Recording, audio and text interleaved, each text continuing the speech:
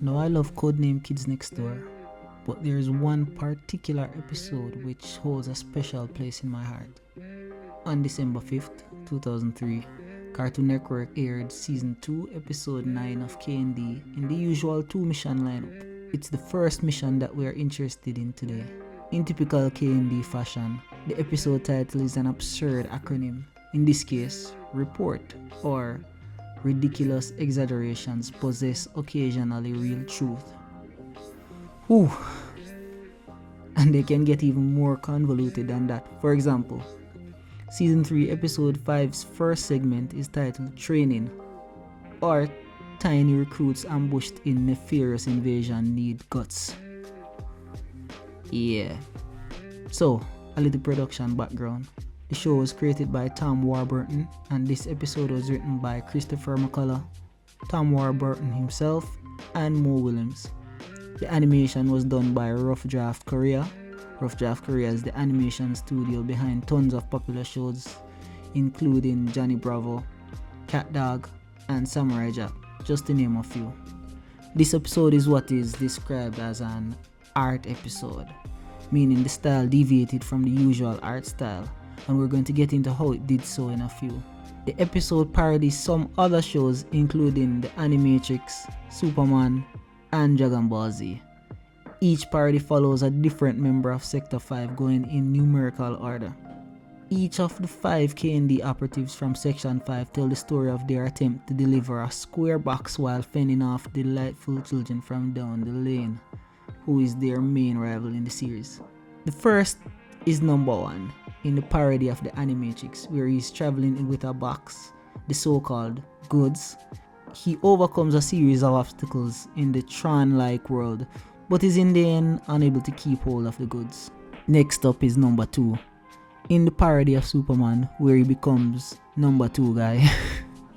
This is where my friend Django Fett would say that is a big developer character laziness. If you know, you know. He takes over from number 1 and begins searching for the goods, and in true superhero fashion, he destroys a few buildings while searching.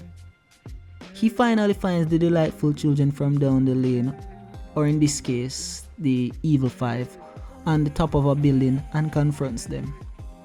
Alas, he too is quickly defeated, as for some reason he is almost completely incapacitated by the contents of the box. But not before knocking the box into the next part of the story. Now the box lands at the feet of number 3 in an art style that I think matches her personality well. She proceeds to hop around with the box, which now has the ability to speak. Like I said, this section matches her eccentric character. The fun is short-lived, however, as the delightful children show up again in pursuit of the box. Unlike in the previous segment though, number 3 simply hands over the box. Now to the part we've all been waiting for, the DBZ parody. Number 4 is now in the pursuit of the delightful kids who have become a budget version of Frieza. Number 4, himself now looking like Goku, golden hair, power-ups and all. He makes the best attempt so far, but unlike the original anime, budget Super Saiyan Goku is no match for budget final form Frieza. In the course of the tussle, however, the box is knocked into the horizon. Finally, the box lands at the feet of number 5. She finally gets the upper hand on the delightful children, but voluntarily hands over the box once she verifies that the pizza, yes, it was a pizza all this time, has an anchovy on it, more or less confirming that it actually belongs to the delightful children. The story ends with number 1 through 5 being lambasted by number 86 for failing to collect the actual order, which Satan collected at the pizza shop. This is without a doubt one of my favorite episodes of K&D. In 2003, DBZ was in peak popularity, and to see it parodied here was epic. I didn't see it coming at all. I mean, I thought about Cartoon Network programming at the time as being in 2 distinct camps, animation and anime. I didn't think they would overlap in any way, shape or form. If Cartoon Network's funniest bloopers and other embarrassing moments is the closest thing we got to a Nickelodeon/Cartoon Network crossover, then this is the closest thing we got to an animation/anime crossover. At least that I can remember.